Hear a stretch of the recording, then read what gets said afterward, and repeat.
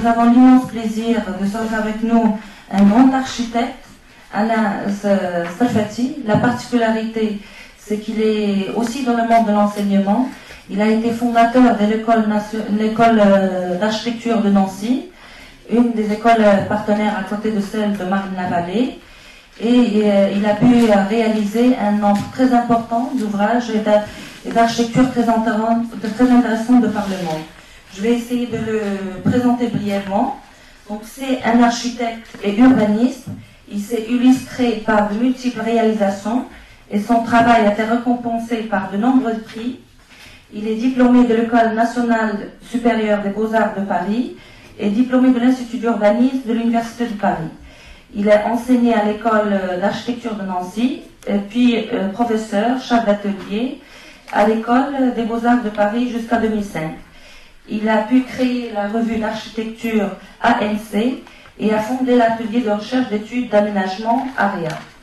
Il a été aussi vice-président du plan de construction de 1988 à 1992 et vice-président du Conseil national de l'Ordre des architectes de 1992 à 1996. Il a été nommé officier d'ordre national des arts et des lettres, chevalier de l'Ordre national du mérite, chevalier de l'Ordre national de la Légion d'honneur. Il a aussi été lauréat de l'Institut de France, lauréat de palmarès national de l'habitat. Il est également membre titulaire de l'Académie d'architecture et architecte consultant à la mission interministérielle pour la qualité des constructions publiques. Aujourd'hui, il dirige une agence d'architecture, Saria, qu'il a créée en 1983, et à travers de nombreux projets urbains, de logement, d'équipements publics, sa démarche a toujours été axée sur l'insertion urbaine, une attitude bioclimatique et une attention marquée aux futurs utilisateurs. Donc, à la diversité des situations, il répond toujours par une diversité des démarches et des formes. Il cherche inlassablement à faire jouer l'architecture un rôle social, culturel, artistique et technique par la recherche de supports innovants et adaptés. Je ne vais pas présenter, il a à son actif un nombre important de projets d'architecture, que ce soit en France ou dans plusieurs villes dans le monde, mais on aura le plaisir et la chance au moins de découvrir 5 de ces projets. Donc je vous remercie au nom de l'Université internationale, de l'École d'architecture d'avoir accepté notre invitation et à vous la parole, Monsieur Stafati, pour nous présenter vos projets.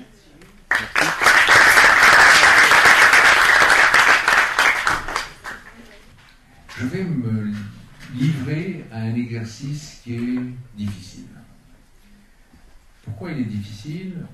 Parce que c'est toujours beaucoup plus commode d'avoir un point de vue et de s'adresser à un public homogène. Quand on a des étudiants qui commencent, des enseignants, des professionnels avertis, on ne sait plus très bien à qui on parle et ça peut être un peu gênant. Alors j'ai envie de dire que cette conférence, je la ferai avec mon cœur, avec mon enthousiasme et de façon à essayer de faire en sorte que chacun y trouve quelque chose. Voilà pour le préambule. Pour le préambule, je dirais aussi que je suis ravi d'avoir été invité parce qu'une école d'architecture, c'est extrêmement important et c'est encore plus important de réussir à lancer le diaporama. Je ne sais pas si je vais y arriver, mais voilà. Alors, excusez-moi, mais il faut que je fasse en même temps, à moins que... Où est-ce qu'il y a écrit diaporama? Le voilà, ne vous inquiétez pas, on va y arriver. On va maîtriser la technique. On va le lancer à partir de... Voilà, et nous y voilà. Donc, l'idée de fonder une école d'architecture, pour moi, est extrêmement importante. J'ai commencé ma carrière en créant une école d'architecture, celle de Nancy, et c'est extrêmement marquant, c'est un fait extrêmement important. Je sais que lorsqu'on est étudiant et qu'on vient écouter une conférence, on a une seule envie. On se dit, dans le fond, je vais passer 1 heure et j'ai besoin de savoir, j'ai besoin de sortir de cette conférence avec une idée pour mon projet de demain. Eh bien, ne soyez pas déçus, je suis certain que vous n'aurez aucune idée qui vous permettra demain d'améliorer votre projet ou d'avoir une meilleure note. Ça, c'est clair. Maintenant, je vais vous dire une chose. J'ai été sur les bancs de l'école, comme vous, il y a 60 ans. Ben, ça fait un moment, hein? Bon, c'est pas mal. Mais il y a des choses, 60 ans après, qui me reviennent et je me dis, tiens, il avait dit ça. Quand même, c'est étonnant. Tiens, Georges-Henri Pinguçon, au cours d'une conférence, d'une correction. Alors, imaginez un professeur qui corrige des projets, à 11h du soir, il passe et il dit, même pour dessiner un parking, il faut écouter du Bach. Ça ne vous aide pas beaucoup quand vous êtes en train de dessiner votre projet et que vous allez le rendre à 8h du matin. Hein, vous dites, quand même, j'aurais préféré qu'ils me disent comment faire, comment arranger ça. Seulement 50 ans après, se dire, écoutez du Bach pour faire un parking, évidemment, il a voulu dire qu'un parking, c'était pas uniquement fonctionnel, c'était pas uniquement des petites barrettes les unes à côté des autres. Ça pouvait être porteur d'une petite musique, d'autre chose, simplement. Et ça, c'est important. Et j'espère que 2 ou 3 phrases, comme ça, vous resteront, et vous vous direz, mais pourquoi il nous a dit ça? Et bien des années plus tard, vous vous direz, ben dans le fond, il nous avait raconté une petite histoire, et cette petite histoire vous aidera à comprendre, à faire un petit bout de chemin à l'intérieur de l'architecture. Alors, je vais essentiellement faire une conférence en 2 parties. Une première en donnant un constat que beaucoup d'entre vous auront du mal à comprendre. Jeunes étudiants que vous êtes, tous ayant envie, mais ne sachant pas exactement dans quoi vous vous engagez. Et puis, de ce constat, je tirerai une position. Et vous aurez vous-même à construire votre propre position. Je vous engagerai tout simplement à faire vous-même, à partir de vos lectures, à partir des revues que vous verrez, vous engagerez à faire ce constat, le vôtre, et à prendre position, et à faire en sorte que cette position, eh bien, vous puissiez la réévaluer au cours des 50 années, peut-être plus, 60 années, pendant lesquelles l'architecture vous animera. Et ça me paraît très important. Ce constat, je vais essayer de le construire en vous proposant 2 choses. La première, c'est à quel point la culture est exclue aujourd'hui du champ de l'architecture et comment il faut penser l'architecture culturellement. Puis la deuxième chose, ce sera comment faire en sorte que le processus de conception soit une préoccupation constante. Comment on conçoit, comment on alimente, comment on fait en sorte que l'appropriation soit possible à l'intérieur du projet. Je vais ensuite vous présenter 5 projets et sur chacun de ces projets, j'essaierai de vous raconter l'histoire d'une conception, d'une commande, d'une critique, d'une communication, de façon à ce que vous ayez non pas des modèles, des exemples, mais la compréhension la plus large possible de ce que peut être le champ de l'architecture et des différents métiers qui y sont attachés. J'utiliserai un certain nombre de notions. J'ai déjà parlé de culture, mais j'essaierai de faire en sorte que, en permanence, la question du sens dans l'œuvre soit présente. Que l'inscription symbolique celle de ceux avec lesquels vous travaillez, soit possible. Que la contextualité, la diversité, la démarche bioclimatique soient au cœur de vos préoccupations. Que les métaphores, qui sont au cœur de la dimension poétique du projet, que ces métaphores soient autour de la nature, qu'elles soient techniques, qu'elles soient urbaines, soient toujours une préoccupation dans votre conception. Évidemment, la fonctionnalité, l'appropriation, la constructibilité sont au cœur du sujet. De même que la fluidité de l'espace, l'urbanité ou la mixité.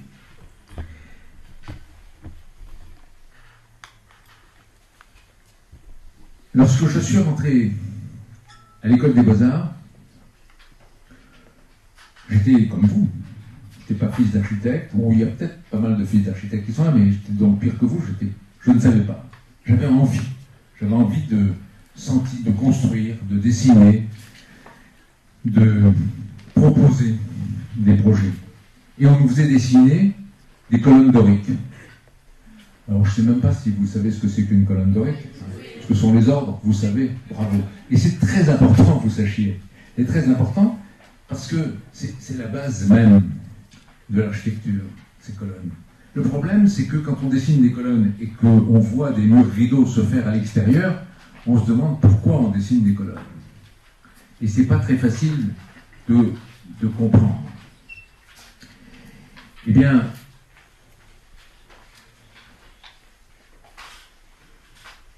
il y avait quelque chose qui était de l'ordre d'une faille entre l'école et la vie professionnelle. Alors, pour définir le constat, je vais faire un raccourci sur l'histoire de l'architecture. Et je vais vous dire un petit peu la façon dont je vois les choses. Dans le fond, l'architecture commence il y a 40 siècles. Puis il y a un moment où il y a une invention technique qui fait que les choses changent. Une première invention technique. C'est l'invention du linteau appareillé. C'est l'invention de l'arc. À partir du moment où on fait un arc, alors les choses changent. Et ça va être comme ça depuis... les Égyptiens connaissaient l'arc. Hein. Je connais très peu de projets grecs utilisant l'arc. Évidemment, les Romains l'ont énormément utilisé. Et l'arc va être l'invention qui va être développée jusqu'à la Renaissance. Les cathédrales gothiques sont vraiment l'exacerbation de cette idée de l'arc, de l'élévation de l'architecture. Et puis la Renaissance devient autre chose. Et il y a une invention incroyable, à ce moment-là, qui fait que l'architecture change complètement. Elle est transformée. C'est quoi? C'est l'invention de la perspective. On invente la perspective. C'est quand même étonnant. C'est juste une façon de dessiner. Et Panofsky explique dans son livre que ça a changé complètement le point de vue. Et à partir de ce moment-là, c'est toute l'architecture qui change, qui se transforme. On va dire que c'est de l'architecture classique ou de l'architecture ordonnancée, mais c'est le point de vue. On assigne un point de vue. Vous décidez, vous, architecte, vous décidez de l'endroit d'où on va voir un bâtiment. Et ce qu'on va voir. Et ça, c'est un immense bouleversement. On est à la Renaissance. Je vous ai dit que l'histoire que j'allais vous faire va être très concentrée. Et dans le fond, j'ai envie de dire, on a un continuum jusqu'au 19e siècle. Et là, il y a encore une grande révolution. C'est quoi? Ah oui, quelqu'un a dit l'appareil photo. C'est pas exactement l'appareil photo, mais ça en fait partie. Oui, c'est la vision aérienne. C'est d'abord la vision aérienne. Hein. C'est d'abord le fait qu'on voit des villes quand on part en montgolfière, on voit les villes d'en haut. C'est très très très différent, hein, tout d'un coup. Alors évidemment, il y a la vision aérienne. Pas loin, peu de temps après, on va avoir l'appareil photo. Évidemment, avec ça, on a le béton, l'acier et le verre qui arrivent. Donc il y a à la fois un point de vue, encore une fois, c'est un point de vue, hein, puisqu'on voit du haut, on va faire des plans masse. On fait des villes en plan masse. On n'avait jamais fait des villes comme ça en plan masse, en dessinant des bâtiments, hein, puisqu'on se promenait à l'intérieur de ruelles, c'était pas tout à fait ça. Donc, on est là dans ce qui va donner naissance au mouvement moderne. Et à une architecture qui va être très particulière, puisque elle va, en avançant avec l'idée du continuum de l'espace qui est donné par la vision aérienne, eh bien, les limites n'ont plus de sens. L'architecture est déterritorialisée. On va même jusqu'à inventer l'idée du pilotis qui va permettre d'adapter n'importe quel bâtiment à n'importe quelle situation. Donc, l'architecture devient autonome. Elle est décontextualisée, elle devient internationale. Cette architecture internationale, c'est celle que nous vivons, mais que nous vivons avec des progrès techniques tout à fait exceptionnels. Et je dirais que cette architecture de l'uniformité, dans le fond, c'est pour moi l'équivalent de la tour de Babel. C'est faire en sorte que, où que ce soit, on puisse avoir l'architecture la plus haute, la plus grande, hein, la plus démesurée possible. Tant et si bien que ce matin, dans une émission de radio, on me demandait ce que je pensais des grandes tours, et je répondais très simplement, ça ne m'intéresse pas, parce que c'est un défi qui sera à quelques mètres près perdu quelques semaines après. Donc ça, c'est une course qui n'a pas de sens et c'est un effondrement annoncé, exactement comme le mythe de la tour de Babel. Et je préfère effectivement considérer que la diversité est le contrepoids de cette uniformité internationale engendrée par cette révolution. Alors pourquoi tout ce préambule? Où est-ce que je veux en venir? Eh bien, je veux en venir au fait que nous vivons aujourd'hui, en ce moment, que vous vivez véritablement la quatrième rupture. Et que cette quatrième rupture, c'est c'est une vraie révolution. C'est celle de l'informatique, c'est celle du numérique, c'est celle du tout-image. Alors, c'est quelque part une mise en garde que j'ai envie de faire pour commencer, en disant, à partir de ce tout numérique, tout informatique, on peut avoir le meilleur et le pire. Le pire, si on se laisse porter sur une vague technique, comme on l'a laissé pour la vision aérienne et ce que j'ai appelé l'architecture internationale. Je pense qu'aujourd'hui, si on regarde les choses en disant il y a le tout numérique, mais en même temps, il y a son contrepoids qui est le développement durable, le bioclimatique, alors on peut s'interroger sur précisément le meilleur, c'est-à-dire cette capacité que l'on va avoir à réinscrire localement, contextuellement, une architecture qui sera une architecture véritablement de diversité et non plus d'uniformité, utilisant tous les moyens qui seront mis à notre disposition, que ce soit des moyens techniques ou l'utilisation de la culture telle qu'on peut l'envisager. Et c'est bien ça mon projet, c'est de dire que, dans le fond, le constat est là. On est au pied du mur. De deux choses l'une, on se laisse embarquer dans cette technique, cette représentation, cette demande d'image, et on fera une architecture d'image, et on répondra à ce qui, d'une certaine façon, est une attente, une demande, ou bien, à l'inverse, les architectes seront capables de construire des réponses adéquates, des réponses qui se feront en fonction des situations, des contextes, et qui seront effectivement à chaque fois des inventions qui seront surprenantes parce que, étant là et pas ailleurs. Parce que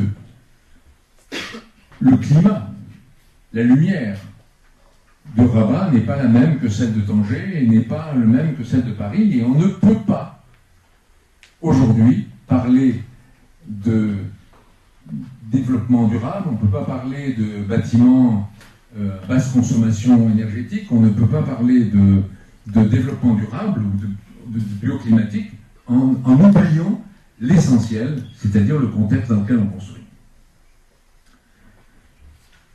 Voilà l'introduction, d'une certaine façon, que je voulais vous faire.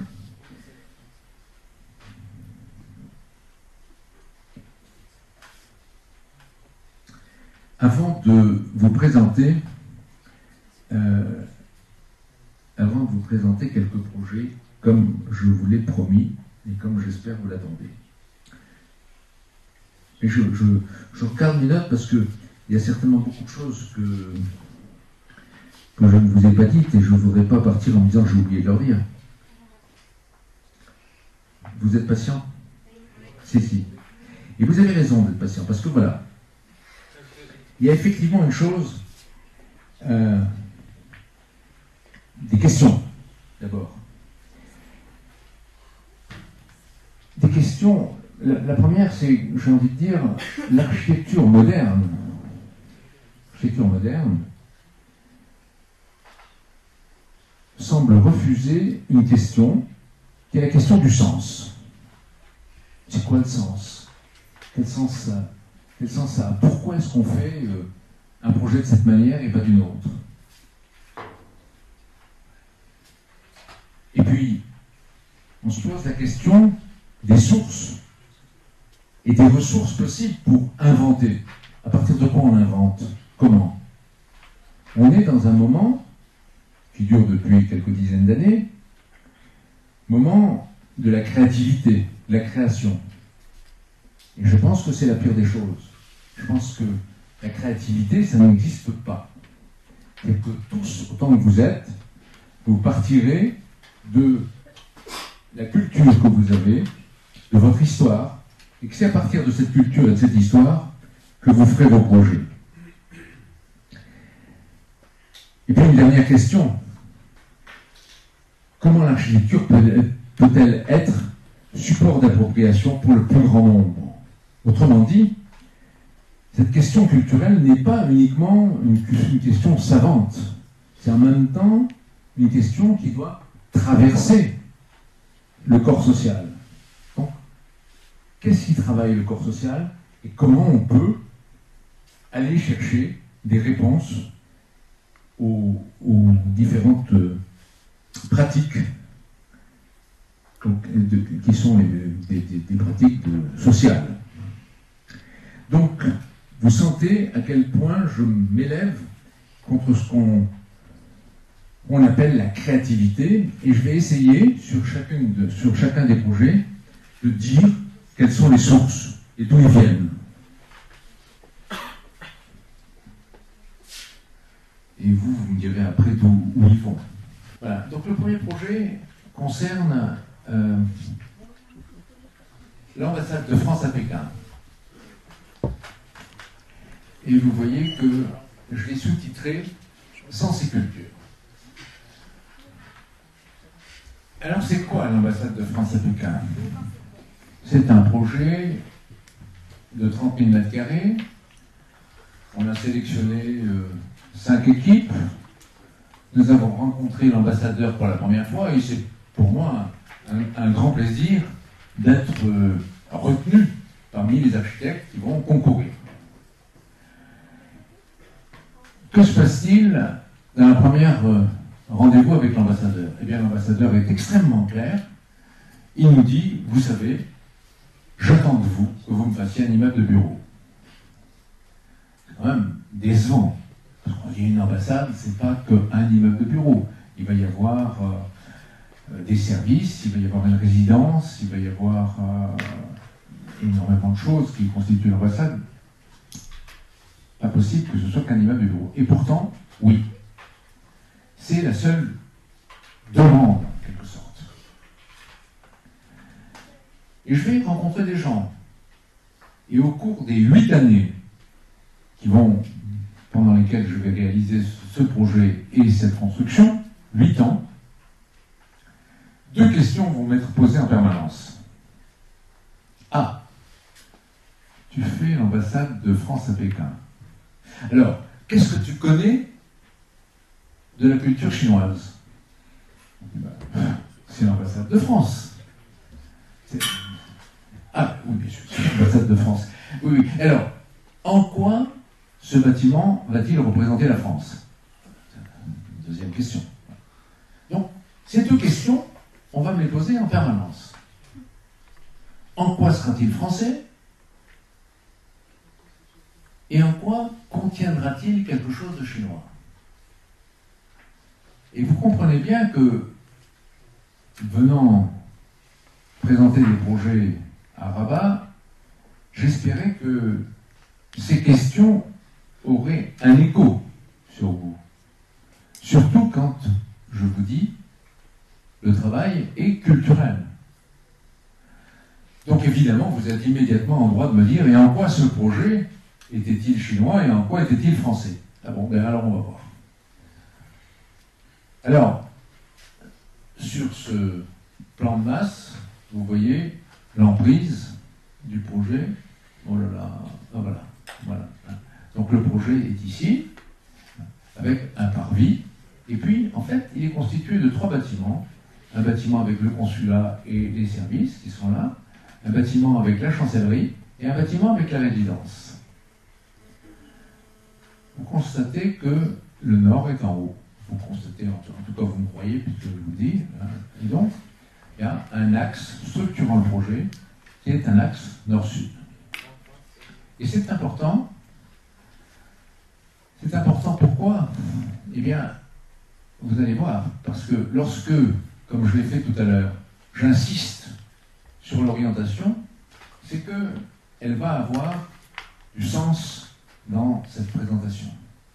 Ici, vous avez l'extérieur du projet, on est le long d'une avenue, et vous voyez, c'est un projet relativement sobre, rigoureux, avec des brises soleil, tout simplement. Voilà, on fait le tour. Mais les brises soleil ne sont pas n'importe comment. Ils sont horizontaux au sud, ils sont en diagonale et inclinés à l'ouest, pour se préserver du rayonnement solaire intense qui est à l'ouest. Donc, déjà, vous voyez qu'il y a une prise en compte de l'orientation sur le dessin même du projet.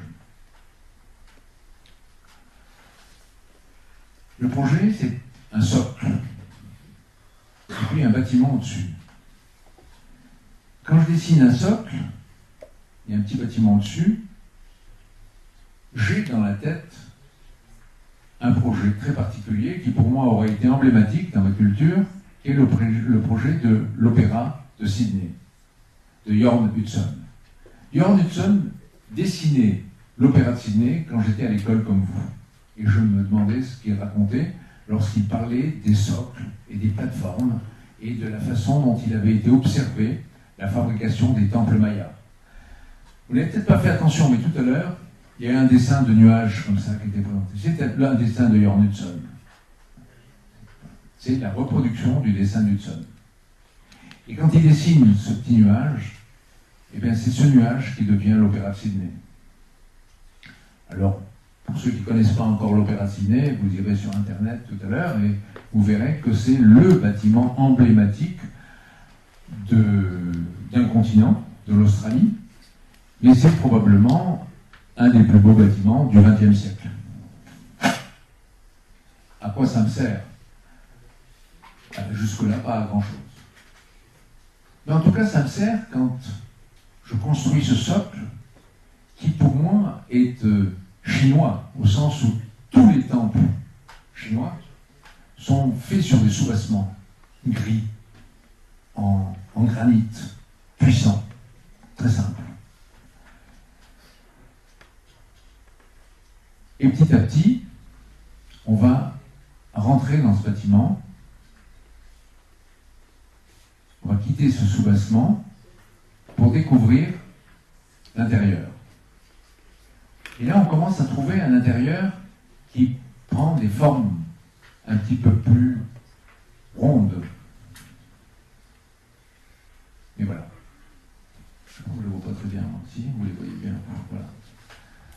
Et donc, ce projet va être sur cette tension entre ce contraste entre la vision que je vous ai donnée de ce socle à l'extérieur et puis cet intérieur qui est ce drapé qui tombe autour de la tour de service.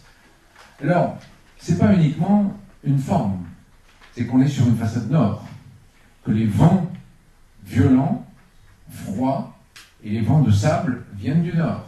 Donc on protège cette façade de bureau à partir de ce drapé.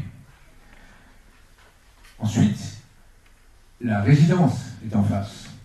La résidence, c'est le lieu privé de l'ambassadeur. Et donc il fallait aussi protéger des vues directes des bureaux la résidence de l'ambassadeur. Donc il y a à la fois une dimension fonctionnelle, une dimension technique, une dimension climatique. Et ce drapé, c'est ce qui me permettra de dire que ce bâtiment est français, par sa rigueur cartésienne à l'extérieur, mais en même temps par la fantaisie qu'on y trouve quand on rentre et les variations de forme. Voilà la résidence. Et bon, il y a tout un travail bioclimatique autour de ce projet. L'une des entrées, on rentre entre les services et la chancellerie et on a une transparence. C'est l'ambassade de France. Ça, c'est l'espace tampon entre les brise-soleil et les bureaux. Et puis là, on se trouve dans la deuxième entrée, celle de la chancellerie.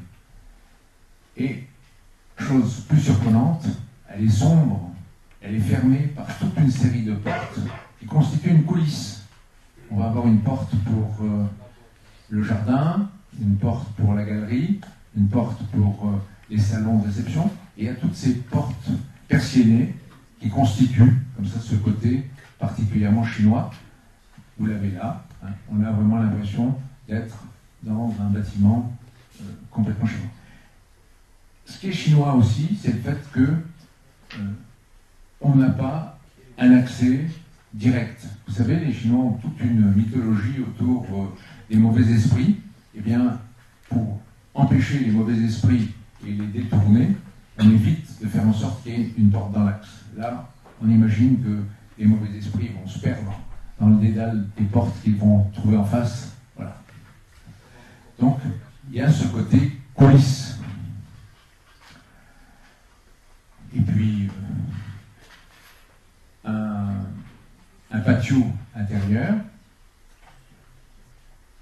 si je reprends, qui est fait avec du marbre et qui, pour les Chinois, est typiquement un paysage chinois. Alors que on est dans un espace qui est plutôt versaillais dans la distribution et la succession des salons. Voilà pour cette ambassade. Elle est chinoise pour les Chinois et très française pour les Français. Le deuxième projet que je vais vous présenter,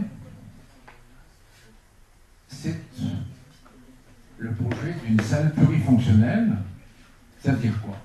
Ça veut dire une salle dans laquelle on va faire des expositions, mais aussi des concerts, des congrès, et donc qui va être disposée de façon très très différente suivant la nature des activités qui vont s'y dérouler. Alors que quand je vous ai présenté le projet de Pékin, vous avez vu qu'on était très inséré dans la ville, dans une parcelle entre deux avenues. Là, on va se trouver dans une situation qui est à l'extérieur, dans la périphérie, d'une petite ville qui s'appelle Roanne. Alors généralement, les gens me demandent, Roanne, c'est où? C'est vrai que c'est une petite ville qui a été très célèbre à une époque où on faisait des tissages et où on faisait des cotonnades. Cette ville a été célèbre par certains plissés qu'on a appelés des plissés Fortuny. Et donc la question se pose, comment on va aborder cette conception, ce projet, quelle forme on va lui donner? Ça, c'est l'angoisse totale pour un architecte. C'est pas par quel bout prendre les choses. Voilà. Vous voyez qu'on est au milieu de nulle part. Un rond pour le parking qui est autour. Et une obsession. Depuis un certain temps, vous avez vu que déjà sur Pékin, il y avait un drapé qui tombait. Là, je suis dans la ville du drapé, la ville du plissé. Et puis, je me suis toujours dit que, bien que né au Maroc, j'étais un homme atlantique. Donc l'Atlantique, pour moi, c'est toujours se rouler, cette façon d'avoir des vagues. On est loin. Et donc, ce bâtiment va devenir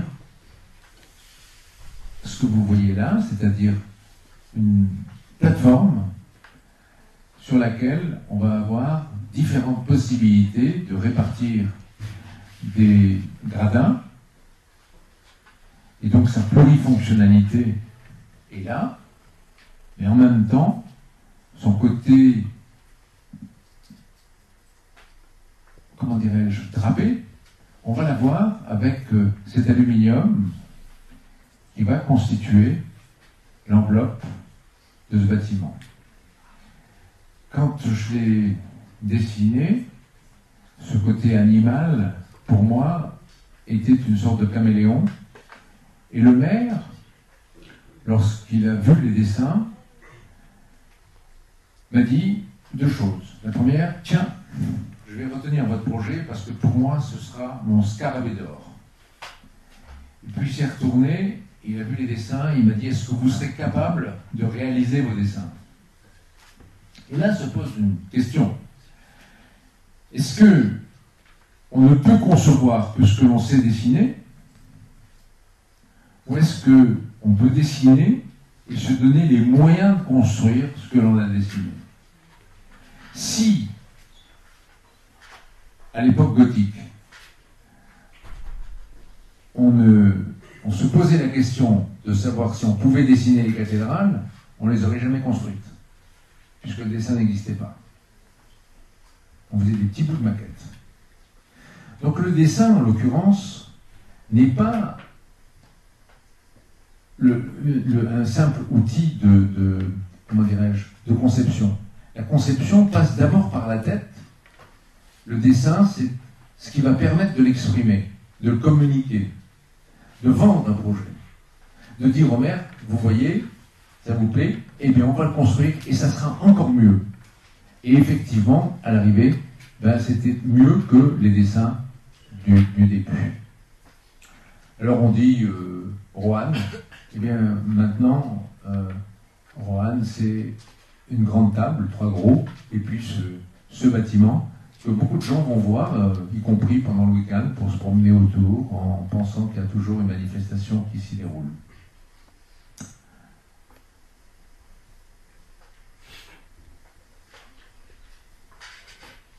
Voilà, pour ce petit bâtiment. Alors tiens, une question.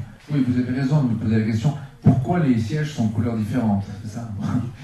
Eh bien, ils sont de couleurs différentes parce que dans une salle comme ça, il y a toujours de la casse. Voilà. Il y a toujours de la casse et quand les sièges sont cassés, il faut les changer. Alors on a toujours quelques sièges en réserve, mais ils ne vont jamais être de la même couleur.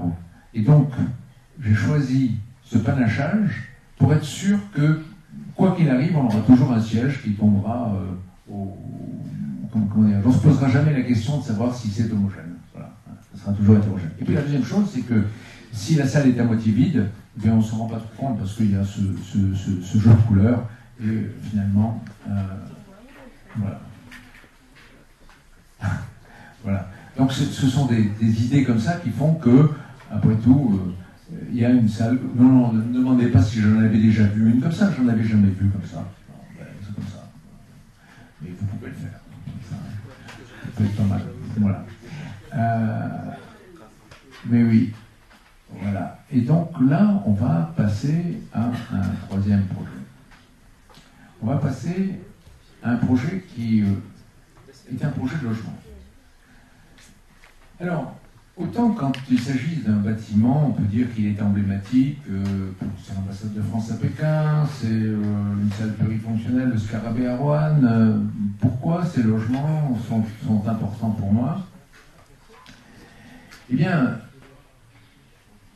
le maire avait lancé une consultation pour un nouveau quartier. Et c'était un quartier de 40 000 m².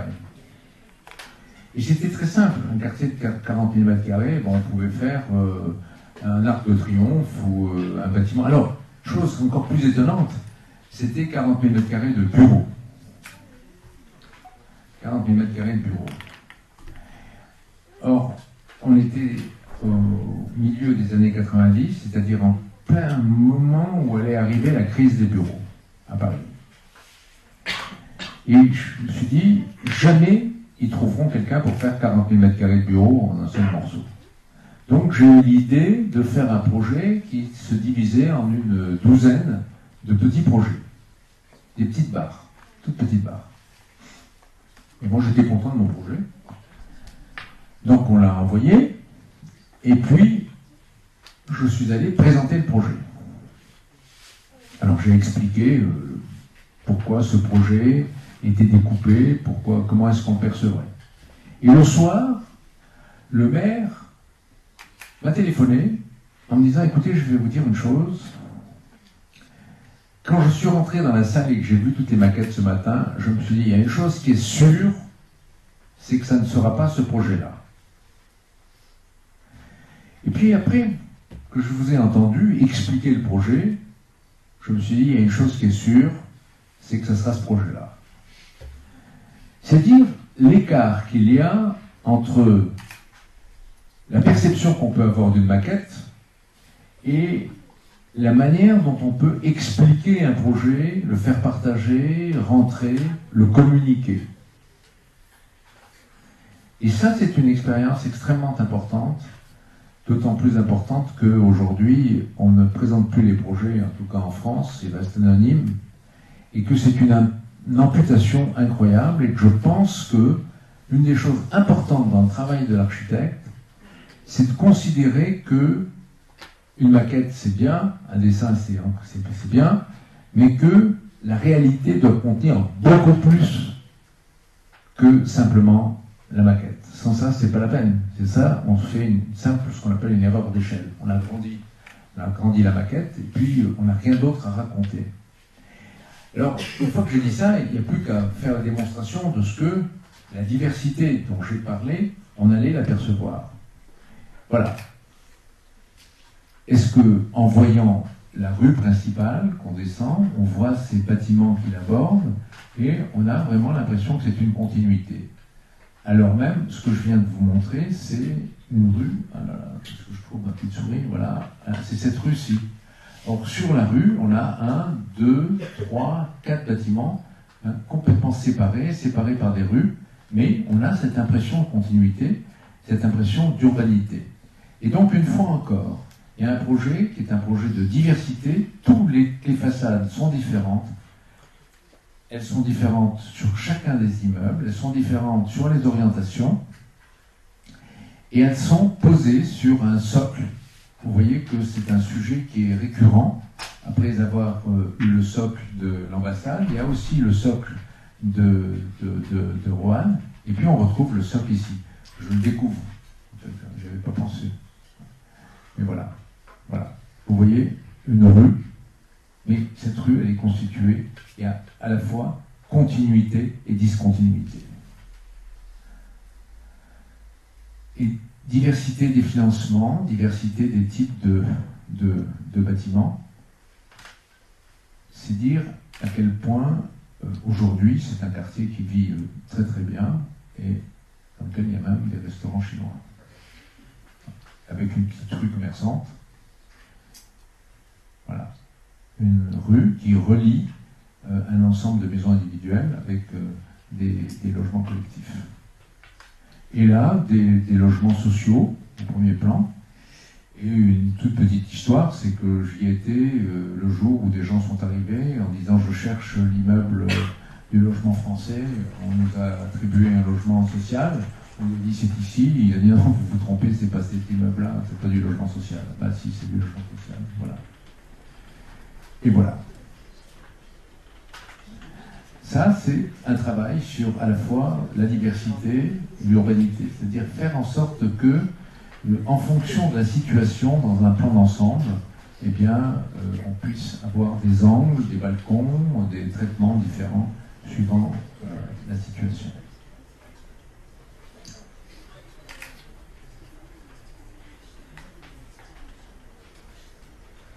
Et voilà.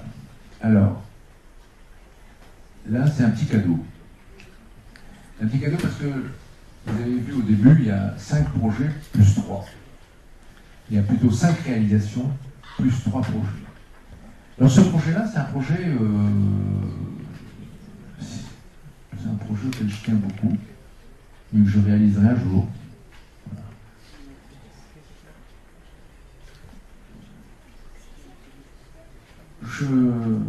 Ça fait des années que je réfléchis au problème de la densité urbaine.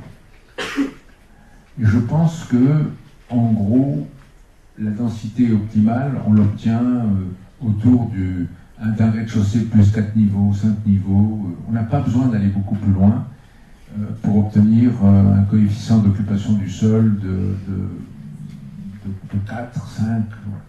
Et que dès qu'on fait des tours, en général, ça devient problématique parce que on occupe moins de sol, mais on a une densité qui devient plus faible, sauf dans certaines situations qui sont très particulières, où il y a une pression extrêmement importante, où on peut avoir des coefficients d'occupation du sol de 8 ou 9, c'est-à-dire le cas de Manhattan ou de Chicago. La question qui est posée, c'est qu'est-ce que c'est qu'une tour mixte? Est-ce que vous pouvez me faire un projet d'une tour mixte? Une tour mixte, c'est quoi? C'est une tour dans laquelle il peut y avoir des logements et des bureaux, par exemple. Ou bien des bureaux ou un hôtel ou des commerces au rez-de-chaussée, enfin, des mixités d'activités. Et puis, on pourrait imaginer une tour dans laquelle il puisse y avoir des logements en accession, des logements loués en bloc, des logements sociaux, des logements de catégories différentes. Donc, qu'est-ce que ça veut dire que cette mixité? Comment est-ce qu'on peut l'obtenir? Le point de départ, pour moi, c'est de dire c'est pas possible de superposer des catégories différentes. Je ne vois pas comment on peut mettre des logements sociaux au rez-de-chaussée, puis des logements en accession au 10e étage. Je ne vois pas comment on peut mettre des bureaux et des logements avec des batteries d'ascenseurs différentes. Tout ça va être très très très compliqué à gérer. Donc je crois relativement peu à ce type de programme. Mais je faisais à ce moment-là un immeuble de bureaux. Et je réalisais que les orientations privilégiées pour les bureaux, c'était le nord et l'est. Alors que les orientations privilégiées pour les logements étaient l'ouest et le sud. L'ouest pour des bureaux, c'est catastrophique. Pour des logements aussi, mais enfin, c'est acceptable dans des logements, c'est très très difficile dans des bureaux. Et à partir de ce moment-là, je me suis demandé quelle forme on pourrait donner à un immeuble qui prendrait en compte ces orientations. Alors, la vérité, c'est que je suis parti d'un immeuble unique, qui est ce type-là, en disant dans le fond, mettons des bureaux au nord et des logements au sud. Et très vite, j'ai rencontré des promoteurs qui m'ont dit non, ça ne peut pas marcher parce que les bureaux, il faut des plateaux d'au moins 1800 m². Or, j'avais réalisé que l'optimum pour des logements, C'était des plateaux de l'ordre de 600 mètres carrés. Donc il fallait résoudre cette équation. Quelle est la forme d'un immeuble qui va avoir 1800 mètres carrés de bureaux et des plateaux de 600 mètres carrés de logement. Ça a donné ce type d'immeuble qui est une tour centrale avec des ailes et à chaque fois des circulations verticales indépendantes pour des logements. De là à dire que la partie logement qui était au sud et à l'ouest devenait blanche et que la partie bureau qui était au nord et à l'est allait devenir noire, il n'y avait qu'un pas que j'ai franchi. Et ça a donné ce genre d'animal. C'est vrai que je voulais dès le départ qu'une tour soit quelque chose qui soit un jaillissement. Donc vous voyez comment à la fois il y a l'idée, comment une tour jaillit et non pas comment est-ce qu'elle va être posée sur le sol. Ça c'est une chose, c'est-à-dire c'est la figure de l'orque qui apparaît, qui sort de l'eau, comme ça, qui jaillit. Et en fait, ça a donné cet objet bizarre qui se suffit d'une centaine de mètres, c'est-à-dire une trentaine d'étages, pour constituer cette bizarrerie, cette originalité. Alors, vous ne posez pas trop de questions. Pour le moment, je ne l'ai pas encore réalisé.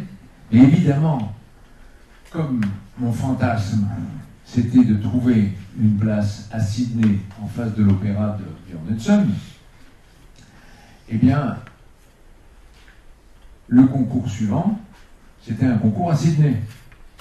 Alors évidemment, je n'ai pas pu m'empêcher de faire une tour.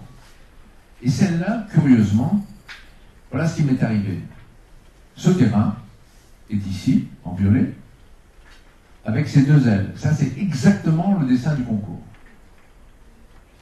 Alors, je vais vous dire que quand j'ai vu ça, je me suis dit, c'est un projet qu'ils ont fait pour moi, il n'y a pas de doute.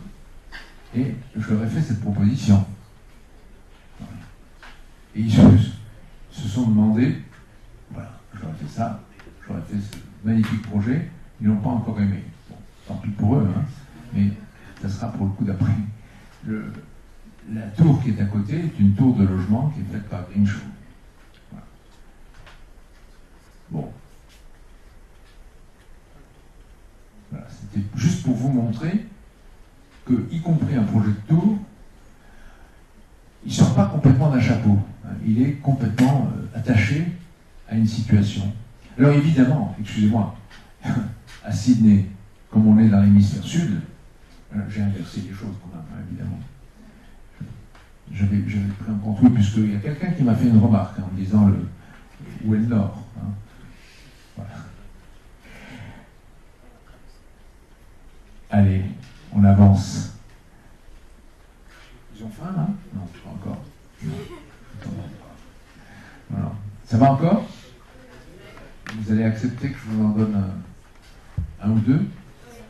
Voilà. Alors, là, il s'agit de Toulouse. Toulouse, c'est une ville du sud de la France qui a une caractéristique, c'est qu'elle est entièrement en briques. Et j'ai rencontré un jour dans une réunion le maire de Toulouse qui nous a dit écoutez, moi je suis très ouvert, je suis prêt à recevoir de l'architecture moderne dans ma ville, enfin encore que moderne mais pas trop, à une seule condition, c'est que tout ce que vous construisez soit en briques. Bon. Et puis, quelques semaines après, a été lancé un concours, qui était un concours pour le Théâtre National de Toulouse. Alors, j'ai été sélectionné dans les 4 équipes, et après, il fallait gagner. Bon. J'avais déjà un peu une carte, je savais qu'il fallait que ce soit en briques. Donc, on a fait un projet en briques. Mais, vous avez vu, parce qu'on ne verra pas à la salle après, voilà. Je crois qu'on ne la verra plus. Mais, il y avait plus que la brique. Voilà. Vous voyez, là, une situation, un contexte un peu compliqué. Le projet, c'est ça. Donc quand on vous parle d'insertion urbaine, ben, il s'agit de ça. Et pourquoi c'est ça? Ben, c'est simplement parce que il y avait un conservatoire de musique dont on m'a demandé de garder la façade arrière, dont on m'a demandé de garder une porte, on l'a demandé à tous les concurrents, et dont on nous a demandé de tenir compte de la tour romaine qui était dessous. C'est dire le nombre de contraintes qu'il pouvait y avoir, et vous voyez à quel point c'est différent du scarabée. Le scarabée, on est en pleine nature. Là, à contrario, on est dans un tissu de contraintes maximum. Voilà l'ancien conservatoire de musique, avec la porte qui est là. Et voilà, on voit ton insertion. Et puis, on voit le projet qui va y venir. Et le voilà. Il est en briques, mais il est un peu plus compliqué que ça, hein, plus qu'en briques. Il y a dedans ces lignes de briques et de pierre qui sont le propre de la place principale de Toulouse. Donc on retrouve comme ça de la pierre à l'intérieur, ce jeu-là. Voilà, une brique, mais une brique qui est très contemporaine dans son traitement. Et puis c'est pas suffisant de mettre de la brique pour faire un théâtre. Je voulais que l'idée de rentrer dans un théâtre soit une façon d'être en immersion, en quelque sorte. En immersion, c'est l'idée d'être dans l'eau. Et là, vraiment sans que j'y pense, mais ça me vient tout seul, c'est l'Atlantique qui me revient. D'où la salle bleue que vous avez vue. Mais une fois encore, c'est pas suffisant. Quand on parle d'océan, pour moi, c'est Fellini, c'est l'opéra, c'est la Naveva. Et c'est, vous voyez, on est prêt à être embarqué. On est dans un monde qui est complètement marin. Je sais pas, vous ne connaissez pas la Naveva, qui est un des derniers grands films de Fellini, où on est sur un énorme paquebot, et ce sont tous les chanteurs d'opéra qui vont... voilà, on est dans ce monde-là. Quand je parle de métaphore, c'est ça que j'essaie de faire venir. C'est cette atmosphère à laquelle je tiens toujours, c'est réussir à faire en sorte que, quand on rentre dans un bâtiment, y compris un bâtiment en briques qui est complètement en relation avec son contexte, avec son extérieur, on rentre, et puis ça n'a plus rien à voir. Tout d'un coup, c'est autre chose, c'est un autre monde.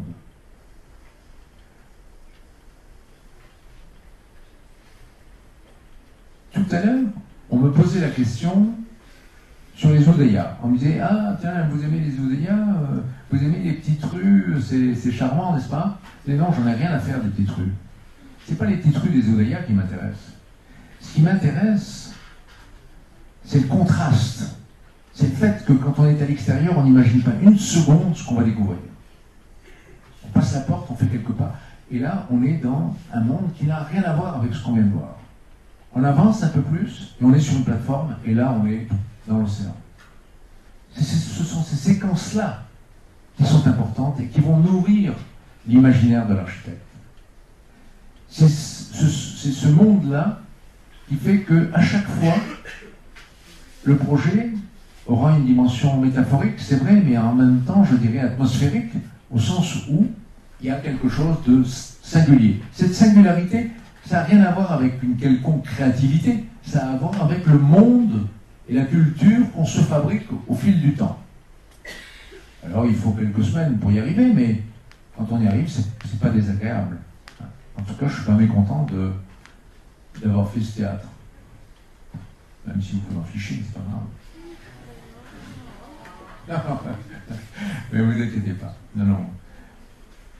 Mais on va en parler tout à l'heure. Hein, voilà. Voilà quelques-unes des ambiances qu'on trouve à l'intérieur. Quand je parle d'une atmosphère, c'est ça dont je parle. Et il n'y a pas de tricherie. Hein, mais voilà. Tiens, on est sous la sous-face du théâtre. La sous-face. Elle est dorée. Bah oui, je peux rien. Je n'ai pas fait exprès. voilà la façade, avec la façade qui est conservée. C'était le Théâtre National de Toulouse. Alors, là on arrive sur un autre sujet. Sur un autre sujet qui est très important, c'est celui d'une université qui fait l'objet d'une rénovation, d'une mise aux normes. C'est 30 000 mètres carrés, c'est la faculté de droit Panthéon-Assas. C'est un bâtiment qui a été fait dans les années 60, dont une façade est assez belle, en acier, inoxydable. Et puis, les pompiers menacent de tout fermer parce que le nombre d'unités de passage ne correspond pas aux conditions de sécurité actuelles et parce que la tenue au feu du bâtiment est totalement insuffisante compte tenu des normes qui ont évolué. Donc il faut protéger les structures, il faut créer des escaliers, un nombre d'unités de passage invraisemblable. Et voilà. Et puis, de façon accessoire, on nous demande d'optimiser les mètres carrés, de trouver quelques salles de cours en plus. Et de trouver une bibliothèque. Curieusement, il y avait une toute petite bibliothèque. On nous demande de trouver une bibliothèque de 1500 mètres carrés. Et c'est la première fois que je me trouve enfin confronté à la réalisation d'une bibliothèque. Ce qui pour moi est très important parce que j'ai toujours eu, comme ça, comme rêve, de faire une très belle bibliothèque, un petit peu comme celle de Scharoun à Berlin. La bibliothèque de Scharoun à Berlin, c'est un exemple extraordinaire que peu d'architectes connaissent parce qu'elle est pratiquement impubliable, impossible à communiquer. Mais pour ceux qui auront l'occasion d'aller à Berlin, je vous invite à rentrer, à visiter et à goûter ce que c'est que la découverte d'un chemin qui vous fait passer de l'ombre à la lumière. Et ça, c'est la bibliothèque de Berlin. De façon accessoire, cette bibliothèque aura été le support du film de Wim Wenders, Les ailes du désir. Dans Les ailes du désir, il y a quelques plans extraordinaires qui sont faits à l'intérieur de cette bibliothèque. Et donc, de façon incidente, je me permettrai de vous faire remarquer que le cinéma n'est pas sans avoir une importance dans ce que j'appelle la culture. Comme la musique, comme on en a parlé au début, mais comme on pourrait parler de la littérature. Mais peu importe, Les ailes du désir, la bibliothèque, les nuages, on est dans les nuages. Bon, écoutez, on est loin du compte puisqu'il s'agit d'une mise aux normes. Donc on va rentrer dans un bâtiment, on va le mettre aux normes, mais on va essayer d'y inscrire autre chose, une atmosphère. Bon, allez, je vais vous le dire quand même. C'est pas parce que les ouvriers avaient un peu trop bu que les poteaux sont de traviole comme ça. C'est juste parce qu'il s'agissait d'un habillage, d'une structure en acier qui a été floquée, et que cet habillage, on a eu l'idée de lui donner une variation de 10 cm simplement entre le haut et le bas, à certains endroits, pour lui donner un petit peu cette ambiance de tangage qui fait que quand on rentre, on ne perçoit pas, on ne voit pas tout de suite ce mouvement, on ne le voit pas. Mais il y a quelque chose qui se passe, les gens s'arrêtent, se mettent à regarder, ils sont surpris, et puis on va avancer, vous voyez, on est dans ce bâtiment, et il y a un grand hall qui traverse, c'est ce qu'on vient de voir, voilà. Et ici, il y a un immense amphithéâtre de 1700 places. Voilà. Donc, le hall est dans la partie basse, ici. Là, on a un amphithéâtre qui est suspendu au-dessus du hall. Et on va réussir a glissé une bibliothèque au-dessus du hall et de part et d'autre du grand amphithéâtre. Bon, ça ne vous intéresse pas trop là. Voilà. Voilà un escalier extérieur qui a été rajouté pour les unités de passage. Voilà une autre vue du hall. Il y a des poteaux de couleur. Bizarre. Et ces poteaux de couleur, c'est tout simplement tous les poteaux qu'on a rajoutés pour suspendre la bibliothèque qui remplit le vide du hall. Et on va le voir. Voilà, on rentre. Voilà le hall tel qu'il était. Donc vous voyez que l'ambiance a changé quand vous voyez les poteaux habillés. Ils étaient comme ça à l'origine. Et voilà la bibliothèque dans laquelle on rentre. Avec une ambiance un petit peu, peut-être, aérienne, plus nuageuse. Alors quand je dis aérienne, c'est qu'en même temps, vous voyez que je manie deux univers formels.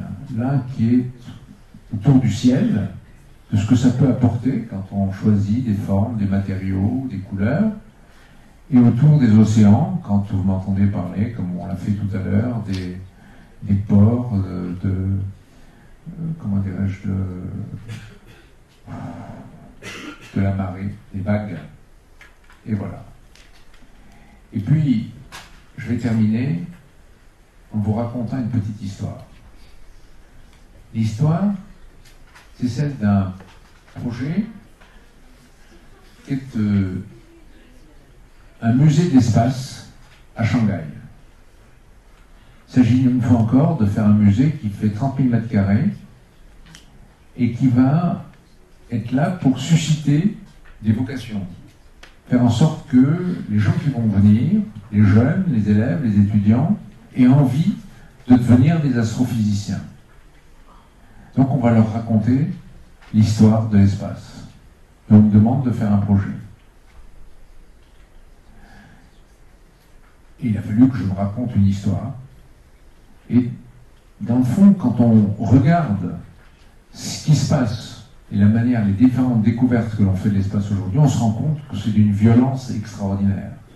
Que tout est percussion, tout est dans des explosions, ça n'arrête pas en permanence de bouger.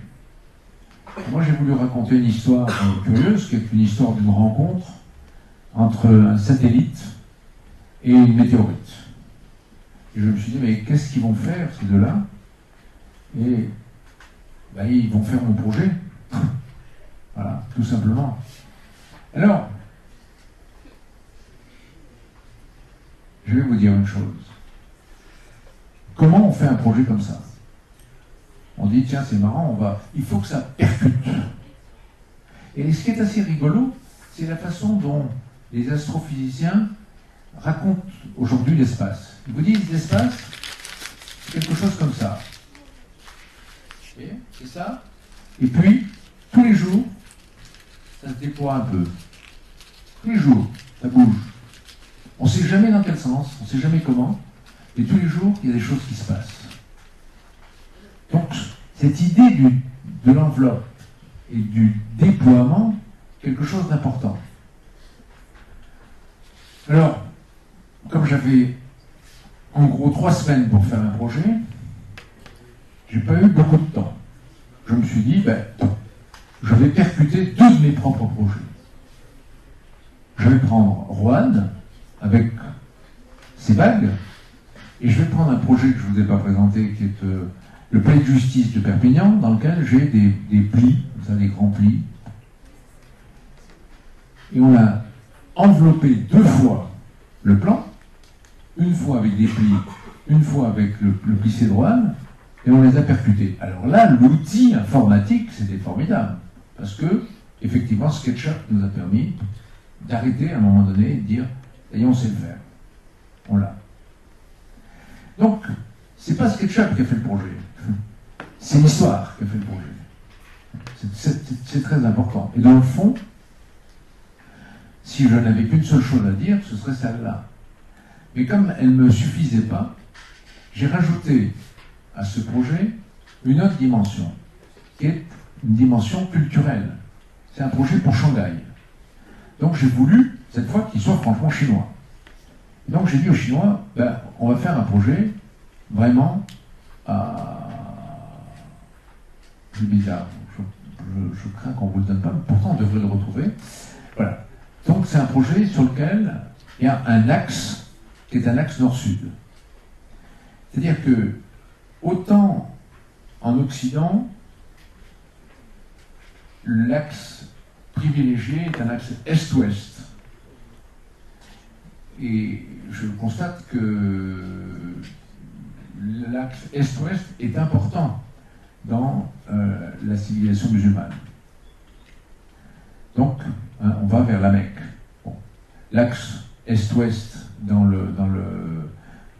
la chrétienté, c'est certainement aussi, probablement, je ne sais pas, on va chercher Jérusalem, je ne sais pas où, mais peu importe. Et en tout cas, ce sont des axes est-ouest. Hein. Sur les grands châteaux, les grands palais, le Louvre, Versailles, hein, c'est toujours est-ouest. Alors qu'en Chine, l'axe principal est nord-sud. On se protège du nord. Vous l'avez entendu tout à l'heure sur l'ambassade. Je ne vous raconte pas l'histoire de l'ambassadrice qui est arrivée et qui m'a dit « Je déteste la résidence qui est plein sud. Moi, mon appartement à Paris est plein ouest et je trouve ça magnifique. » 3 mois après, quand je suis passé, elle m'a dit « Vous avez eu raison.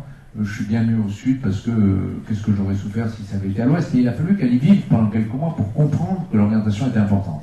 Ben là, c'est pareil. Hein, sur ce projet, l'axe principal, l'axe chinois en quelque sorte, hein, il est comme ça. Et la percussion, vous l'avez là, entre deux types d'objets, entre le satellite et la météorite, et ça donne ce type de projet. Il n'y a plus qu'à le réaliser, évidemment.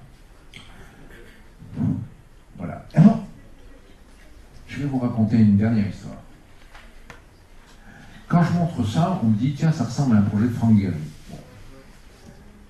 Tout le monde ne sait pas, mais Frank Gehry, c'est l'architecte qui a fait Bilbao. Il se trouve qu'il y a 20 ans,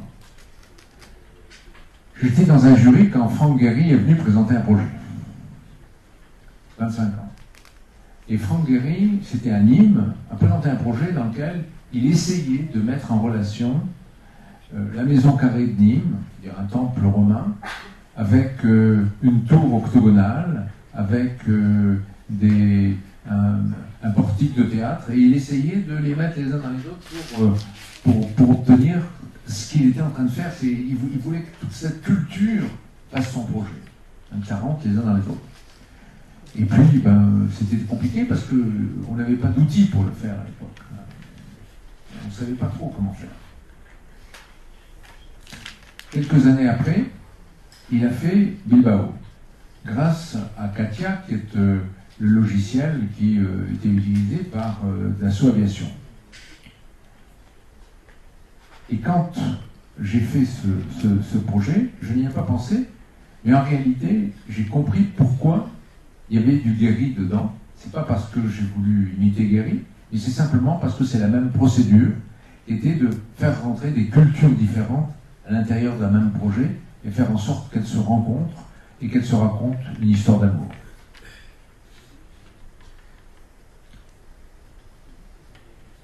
Et voilà pour ce soir. Vous voyez là la percussion des deux géométries.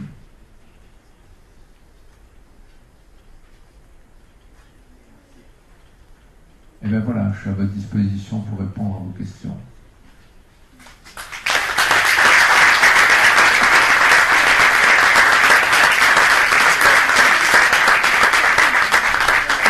M. Serfati, pour cette présentation exceptionnelle, riche en informations, en projets et riche en messages utiles pour nos étudiants. Maintenant, on peut ouvrir le débat si vous avez des questions. Je voulais juste vous dire combien je suis émue de vous voir ici aujourd'hui, parce que vous êtes mon professeur et que je n'aurais jamais imaginé que 20 ans après vous avoir quitté, les jeunes Marocains, les jeunes étudiants puissent bénéficier de tout ce dont j'ai profité à vos côtés.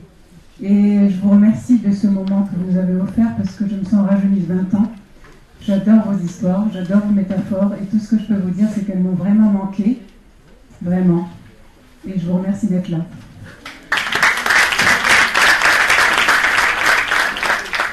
J'ai pas vraiment l'impression que ça fait 20 ans qu'on s'est quittés. C'était hier.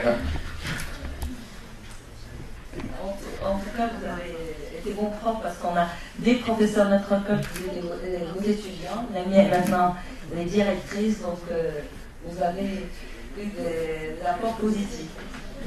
Est-ce qu'il y a des questions? Oui. Oui, il y a des questions. Je voulais savoir si vous, à votre niveau, moi je suis pas architecte, je ne suis pas Jean-Baptiste, est-ce que vous vous basez sur des nouvelles études, sur des nouvelles recherches à ce niveau-là pour savoir comment gérer l'espace, comment gérer un lieu architectural de façon à ce qu'il corresponde à sa fonction sociale, que ce soit une fonction de vie, une fonction culturelle et autres. Parce que moi je suis étonné de rentrer dans tellement de projets et je me dis, c'est con, je veux dire, c'est bête, on aurait juste réfléchi en mettant cette porte-là ou un escalier un peu plus à gauche, un peu plus à droite, on aurait facilité la vie d'énormément de gens par rapport à la fonction du bâtiment. Tout à l'heure, un enseignant avec qui je parlais me disait, vous allez parler de culture, mais la culture pour vous c'est quoi et comment vous abordez cette question dans un projet? Évidemment, si j'ai tellement insisté aujourd'hui, c'est parce que ça me semble important, mais c'est parce que, au début de mon enseignement, j'avais un groupe d'étudiants marocains et la question qui se posait, c'était, dans le fond, comment est-ce qu'on pourra faire une architecture marocaine? Et ça paraissait bizarre comme question. Pourquoi est-ce qu'ils se posaient la question de faire une architecture marocaine? Mais moi, je n'avais pas conscience de ce qu'il y avait une architecture internationale. Moi, je faisais l'architecture que j'avais envie de faire, là où je voulais, mais je ne prenais pas conscience de l'écart qu'il y avait entre le projet qui était le mien et la réalité du projet international. Et à quel point j'étais en porte-à-faux. Et je lui ai répondu, il y a certainement plusieurs manières d'aborder la question de la culture dans un projet. Mais pour moi, la première façon, elle se fait à partir de l'observation des pratiques. Alors, à cet égard, effectivement, il y a un livre de Pierre Bourdieu, dont on parlait tout à l'heure, il y a le livre d'Edward Hall, il y en a certainement beaucoup d'autres, il y a des livres d'Amos Rapoport. C'est curieux parce que les années 70 ont vu l'éclosion d'un grand nombre de réflexions de cette nature, et puis ça a disparu. Parce que, je ne sais pas pourquoi, mais les sciences humaines ont un peu quitté le champ de l'architecture. Il faudrait s'interroger sur le pourquoi. Mais en ce qui me concerne, si vous me posiez la question de savoir comment j'aborde culturellement l'architecture, je vous répondrai précisément à travers l'observation des pratiques qui sont ethnologiques, qui sont sociologiques, et c'est ça qui permet de nourrir. Vous avez noté que sur les cultures chinoises, par exemple, la présence de l'obstacle et la manière de le contourner, je n'ai pas insisté, mais sur Shanghai c'était comme ça. On ne rentre pas dans le musée de Shanghai de façon frontale, on rentre de façon latérale. De la même manière, l'orientation est importante. Donc, tout ça, c'est ce qui permet immédiatement d'inscrire la différence. Et s'il y a cette différence à l'origine du projet, il y a toutes les chances pour qu'à l'arrivée, eh bien, ces différences croissent, se multiplient et donnent quelque chose qui sera précisément un projet adéquat là où il est. Donc, vous posez deux questions. La première, elle concerne Edward Hall, et la deuxième, c'est celle de la fonctionnalité. Précisément, en se posant la question de comment on circule, comment véritablement on va d'un point à un autre, comment faire en sorte que, pour aller d'un point à un autre, il y ait plusieurs itinéraires possibles, une certaine fluidité de l'espace, une connexité plus élevée. Ce sont des questions qui font que cet espace-là, l'espace qu'on va produire, aura une qualité particulière et qui ne sera pas uniquement un espace comme disaient les architectes, c'est un bel espace. Non, c'est pas uniquement un bel espace, c'est un espace dans lequel il y a à la fois de la fonctionnalité, à la fois une atmosphère, à la fois une fluidité importante, et à partir du moment où cet espace a toutes ces qualités, il y a une chance pour que l'appropriation puisse aussi se faire et être considérée non pas comme une altération, mais au contraire comme un embellissement, comme un... je ne trouve pas le mot pour dire... voilà, une amélioration. Voilà. Je ne sais pas si j'ai répondu à votre question, mais je ne peux qu'inviter... alors, je m'adresse aux étudiants essentiellement. Quand vous dessinez, dessinez. Dessinez beaucoup. Mais écrivez. Écrivez beaucoup. Écrivez, notez, observez. C'est très important. Il ne s'agit pas uniquement de dessiner, il faut, en même temps que vous dessinez, noter que votre projet soit d'abord libellé en mots. Il passe d'abord par la tête. Il passe d'abord par la tête. Si vous ne pouvez concevoir que ce que vous pouvez dessiner, vous serez limité à l'apprentissage du dessin. Et bon, c'est quand même dommage.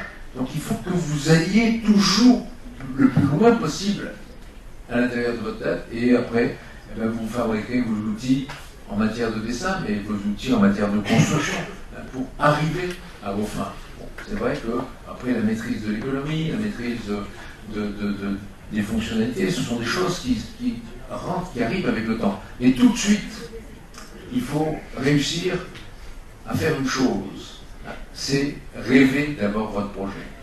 Rêvez-le. Voilà. Vous vouliez reprendre la parole. Le sentiment que vous me donnez quand vous expliquez vos projets, quand vous réfléchissez à l'aménagement de l'espace, c'est plus par rapport à votre expérience et à votre ressenti. Et j'ai l'impression que je me trompe peut-être. Et je voulais savoir, est-ce qu'aujourd'hui, en architecture, vous avez des données brutes, des données de recherche qui permettent de dire, je n'en sais rien, un couloir de 10 mètres sur 2 va faciliter l'espace par rapport à un couloir de 5 mètres sur 3. Je dis n'importe quoi. Est-ce qu'une pièce carrée favorise plus un échange qu'une pièce ronde ou ovale, ou est-ce qu'un logement doit plus être de telle ou telle forme? Est-ce qu'il y a des études qui sont posées par rapport à ça, ou c'est plus une histoire de ressenti et d'expérience par rapport à des projets passés et de savoir comment ça s'est déroulé? Et c'est pour ça que je prenais le bouquin d'Edouard Thiol, parce que lui, il a quand même fait une série d'études approfondies pour voir, d'observations pour voir, dès qu'on modifiait quelque chose, il a étudié scientifiquement en disant, si on fait une table, voilà, si on met une chaise de part et d'autre extrémité, on augmente les échanges par 2. Voilà. Il a observé, il a fait, voilà, il a eu des données par rapport à ça, ou c'était pas pertinent. Je ne crois pas à ça. Si tout ceci est trop sensible, vous prenez un espace, vous changez la couleur des murs et vous n'êtes plus du tout dans le même espace. Donc, ce que Edward Hall dit, c'est qu'il y a des comportements qui sont culturels, qui sont différents. Edward Hall explique comment, aux États-Unis, on laisse toujours son bureau ouvert. Voilà. Et comment, dans l'Occident, en France ou en Allemagne, les portes de bureau étaient toujours fermées. Ça change, hein. Maintenant on est en train de les ouvrir pour d'autres raisons. Bon. Il explique comment, en Allemagne, les meubles sont très lourds parce qu'on vous assigne une position et vous n'arrivez même plus à bouger votre meuble. Alors qu'aux États-Unis, on vous reçoit les pieds sur la table et que vous avez une chaise et vous la mettez, vous pouvez mettre aussi les pieds sur la table. Donc c'est des comportements qui sont tout à fait différents. Il parle plus des comportements que de l'espace lui-même et de l'effet des comportements sur l'espace. Moi, c'est comme ça que je l'ai lu à l'époque. Donc, écoutez, Dieu merci, on n'a pas de recette. Voilà. Dieu merci, à chaque fois on est dans l'expérimentation. Encore faut-il avoir une idée de ce que l'on cherche à faire et de la manière dont on se dit. Mais imaginez que j'ai cherché une recette pour faire les plafonds de la bibliothèque de la SAS. Je ne sais pas comment, je sais pas ce qu'on m'aurait dit. La seule chose qu'on me dise aujourd'hui, c'est que à la fois on a cette impression de légèreté étonnante, et en même temps, on a l'impression d'être dans une basilique romane. Oui. C'est sérieusement contradictoire. Ben, de mon point de vue, à partir du moment où on est dans un espace qui est aussi chargé métaphoriquement, avec des métaphores aussi contradictoires et aussi surprenantes, je commence à me dire, tiens, ça devient intéressant. Parce que je vais avoir des gens qui aimeront pour des raisons différentes. Voilà. C'est plutôt ça que je cherche.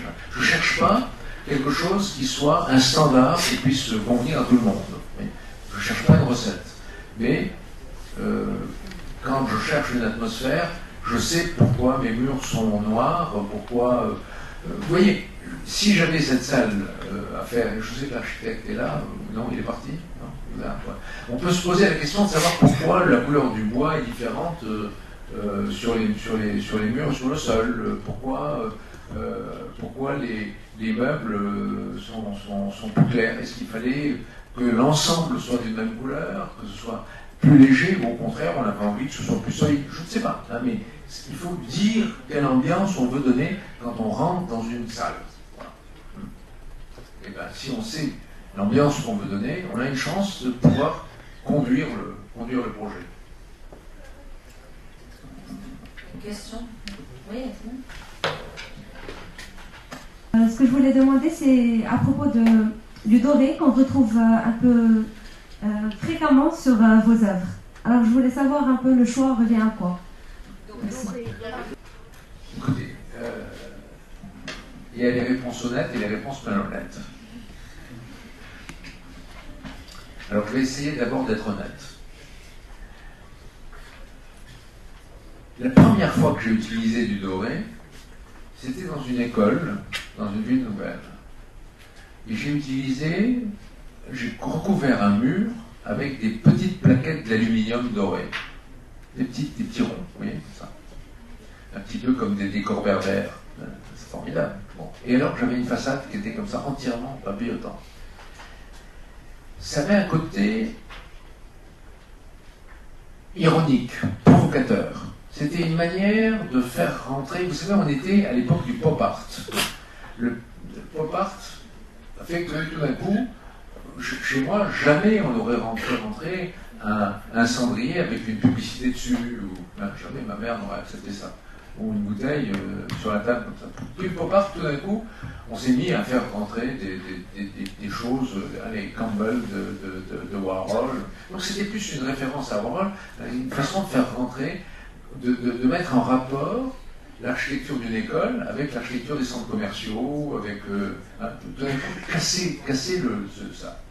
Puis j'ai trouvé ça, moi je trouvais ça assez gai et un peu provocant. Et au bout de quelques semaines, toutes les petites plaquettes sont parties parce que les gamins les ont emportées, ils les ont mis à la poche. Donc il reste les premières photos de ces façades dorées. Et puis aujourd'hui, il n'y a plus que les supports, mais il n'y a plus aucune plaque d'aluminium. Et puis j'ai oublié. Et puis, je me suis retrouvé à faire des immeubles de logement avec des balcons. Bon. Et l'aluminium, on a 3 couleurs en général. C'est bronze, c'est naturel, c'est champagne. Alors je me suis dit, champagne, c'est pas mal. C'est des logements, on met des balcons champagne. Bon.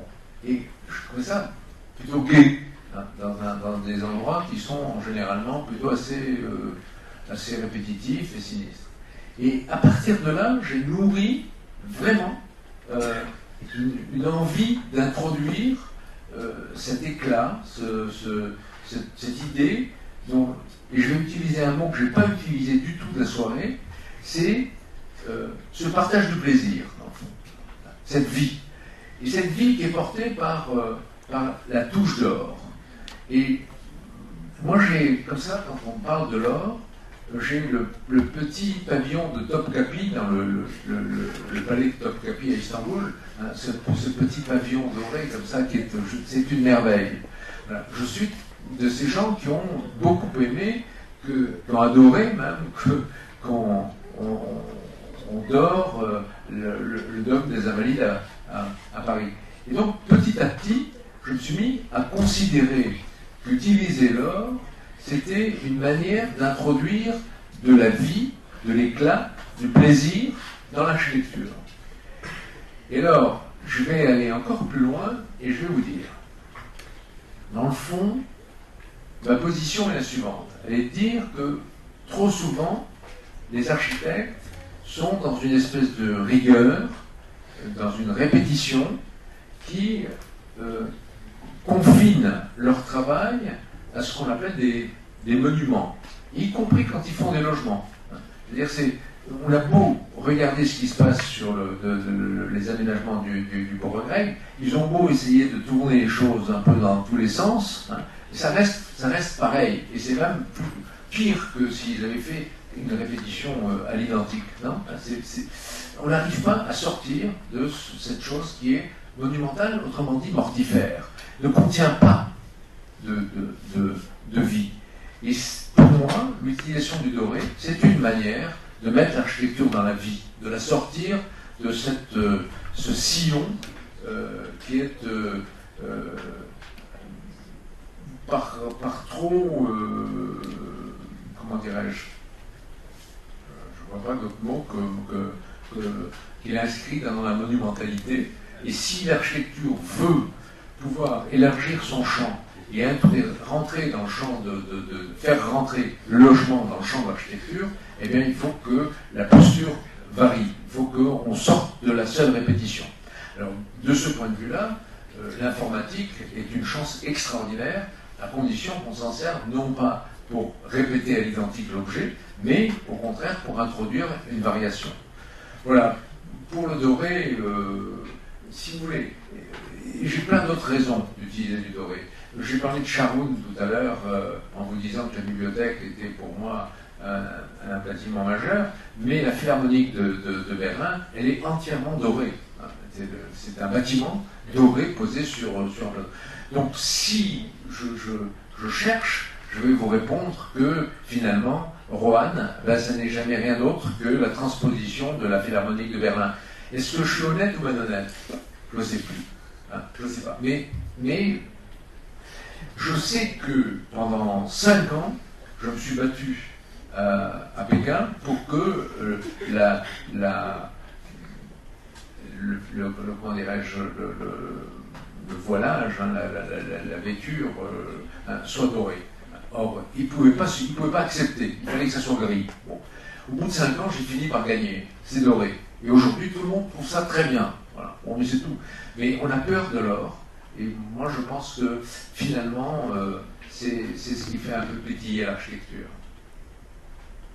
Voilà, donc, vous avez vu, ça vient d'un peu partout. Voilà. Mais je veux vous dire, a priori, j'aime pas l'or. Hein. Bon, c'est compliqué. Hein. Non, mais comme ça. Bah.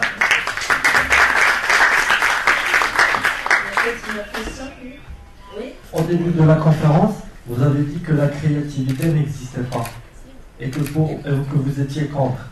Pouvez-vous nous expliquer pourquoi? On dit que pour réaliser un projet personnel, original, reflétant l'image de nous-mêmes, il faut créer quelque chose que personne n'a fait. Donc il faut être créatif.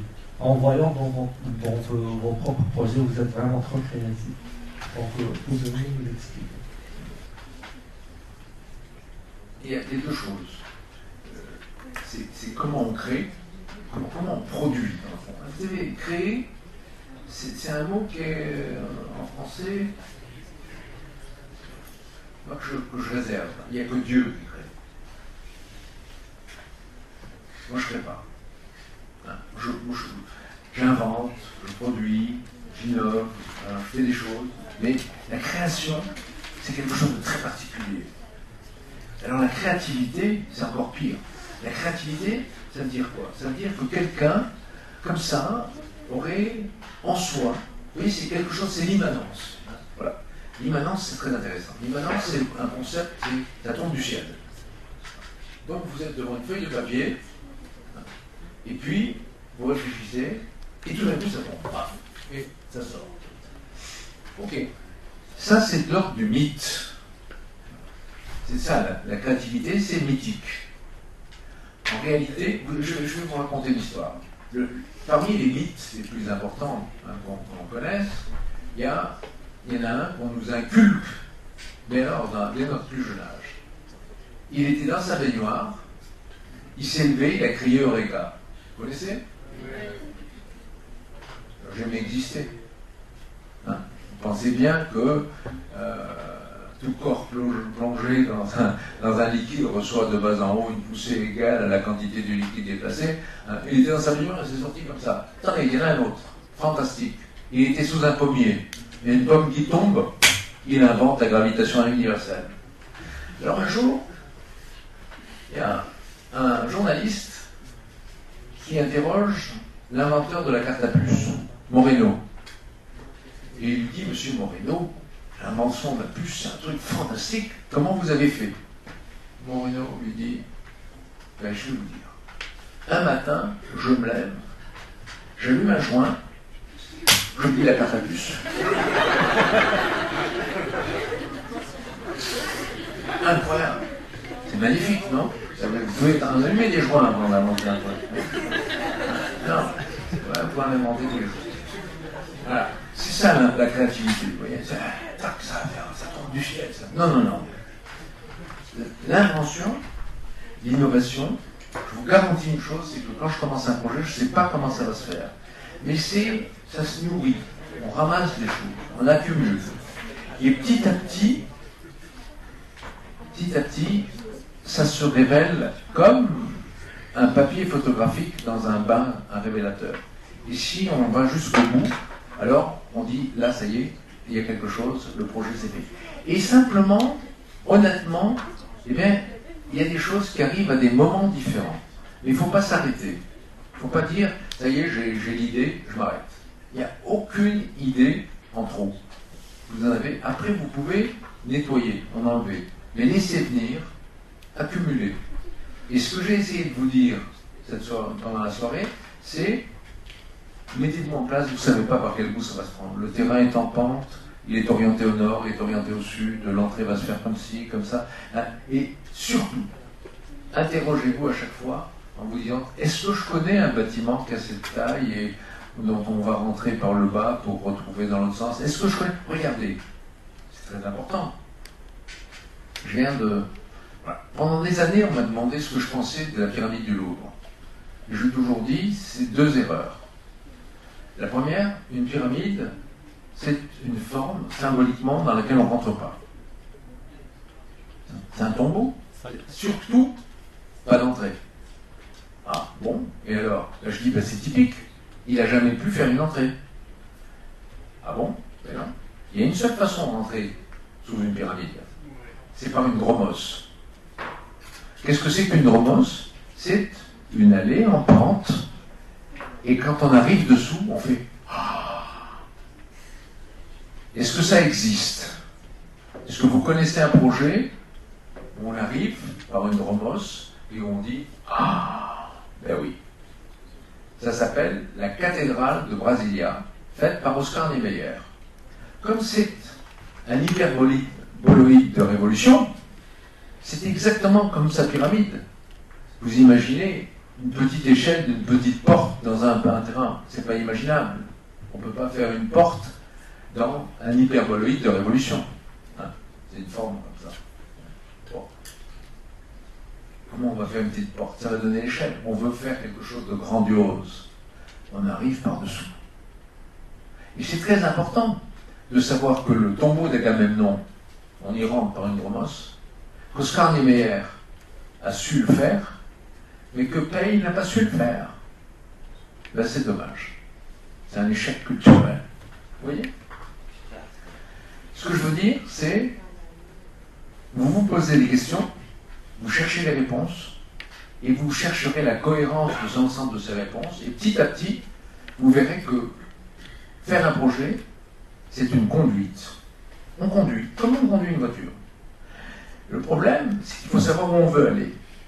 Si vous savez où vous voulez aller, quelle atmosphère vous voulez donner, quelle ambiance vous allez avoir, hein, quel univers métaphorique vous allez manier, urbain, océanique, quel type de référence vous allez voir, eh bien, ça sera votre projet. Et il sera d'une originalité incroyable. Vous n'avez pas besoin de vous forcer. Vous voyez? Vous n'avez pas besoin. L'originalité, elle va être précisément dans les choix que vous allez faire, imaginez-vous que vous ayez 150 problèmes à régler et que sur chaque problème, il y ait 10 possibilités. Vous voyez le tissu dans lequel on est? Vous voyez le nombre de projets qu'on peut faire? Comment on peut conduire à l'intérieur de ça? L'originalité, elle est à ce prix-là. Conduisez. Vous voyez? N'ayez pas peur. Mais, pour conduire, il faut savoir nourrir sa route. Donc, il faut passer 10 ans entre l'école et puis un début de vie professionnelle à regarder l'architecture, à aller la voir, à aller voir les choses, à voir des revues, à lire, à travailler, à se nourrir culturellement. Et ça, c'est le travail que vous devez commencer à faire tout de suite. D'accord? Vous avez compris pourquoi la créativité, de mon point de vue, c'est de l'ordre du mythe. Et c'est un obstacle quand on rentre dans une école et qu'on vous dit la créativité. Alors, ça, je ne suis pas du tout créatif. Hein. Voilà. Dernière question.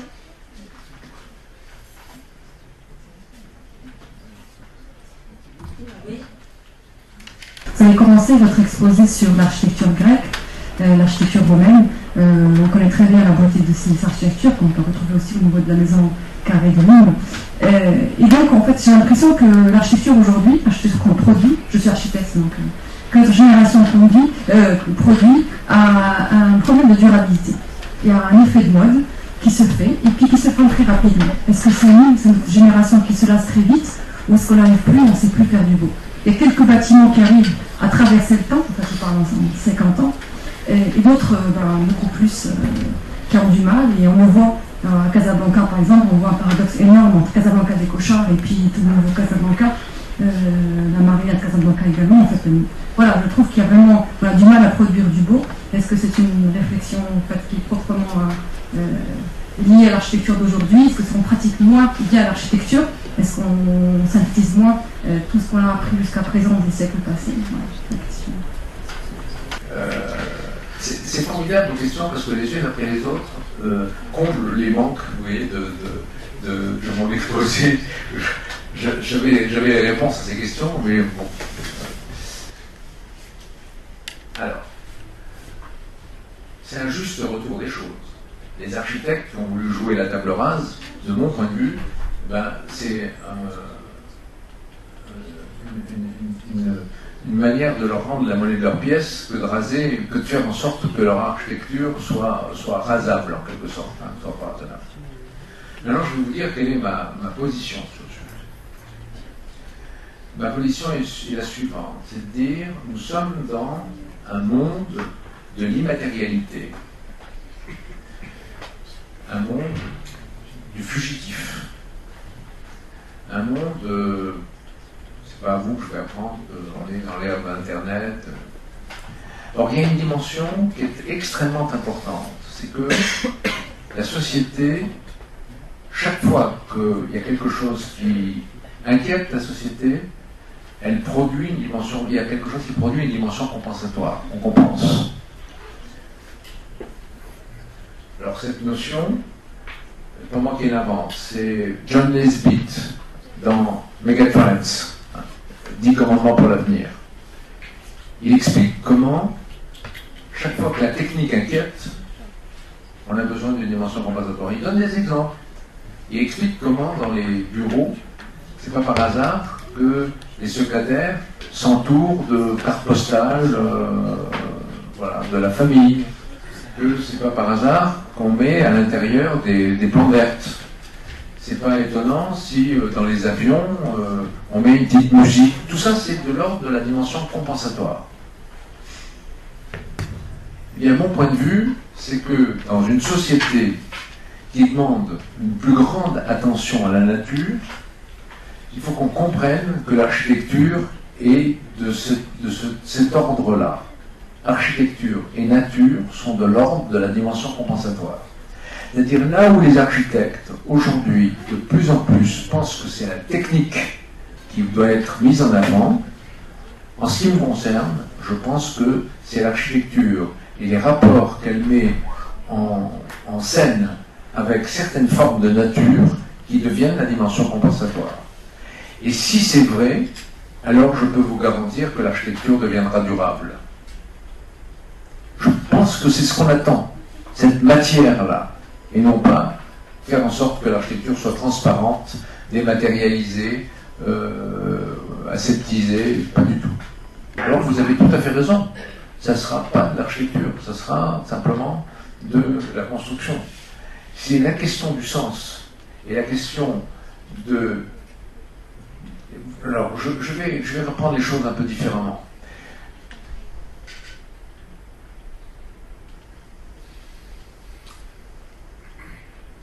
Dans le fond, on est dans une société qui est de plus en plus éclatée. Et la question qu'on peut se poser, c'est qu'est-ce qui va faire que des gens d'origine différente vont être touchés par un bâtiment particulier? Qu'est-ce qui va faire qu'ils se sentent concernés?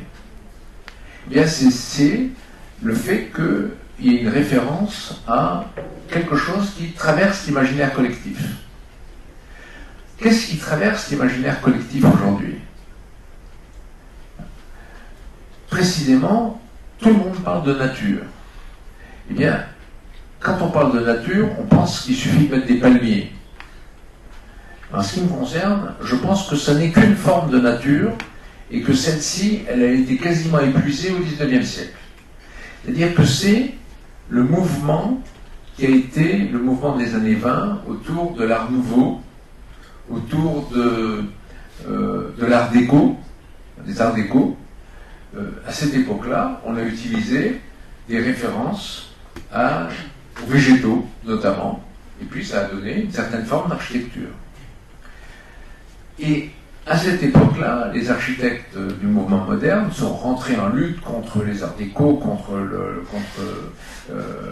tous les architectes qui faisaient référence à la nature. Mais ces architectes en question, ils s'appelaient Majorel, ils s'appelaient Guimard, ils s'appelaient Horta, ils s'appelaient Gaudi, tous ces gens-là ont été mis aux oubliettes au profit d'une architecture de vérité de la construction. C'était ce mouvement qui, aujourd'hui, est complètement dans le droit fil de cette modernité. En ce qui me concerne, je suis absolument convaincu de ce que la vérité du chemin que je suis est un chemin qui nourrit son architecture à partir d'un imaginaire de la nature qui est à la fois océanique et dans le ciel. Pourquoi? Parce que ce qui nous met aujourd'hui en relation avec le ciel, c'est le GPS. C'est fantastique. Le GPS, on l'utilise tous les jours. Mais allez donc voir qu'est-ce qui se passe dans le ciel. Allez envisager l'utilisation des formes qu'on y trouve, des couleurs qu'on y voit, et utilisez-les dans l'architecture, vous verrez que vous allez tout d'un coup mettre un sens partageable. De la même manière, si vous travaillez sur tout ce qui va être dans le mouvement de l'océan, de l'eau, de la mer, de la vie, eh bien, vous allez vous retrouver dans cette fluidité qui va faire que votre architecture ne sera pas uniquement une architecture fonctionnaliste sans atmosphère. Il faut la nourrir, cette atmosphère. Et si vous la nourrissez, vous lui donnez un peu de sens. Et c'est ce sens-là qui fait que la durabilité sera au bout du compte. Voilà mon point de vue. Bien, je suppose qu'il n'y a plus de questions. Donc, pour finir, je voudrais remercier l'assistance, remercier nos chers collègues architectes qui sont déplacés. Et au nom des étudiants, on remercie encore M. Sapati, notamment pour le nombre important des livres que vous avez offerts à la bibliothèque. Et j'inviterai l'assistance peut-être ou une photo de souvenir avec M. Sapati quand vous l'avez.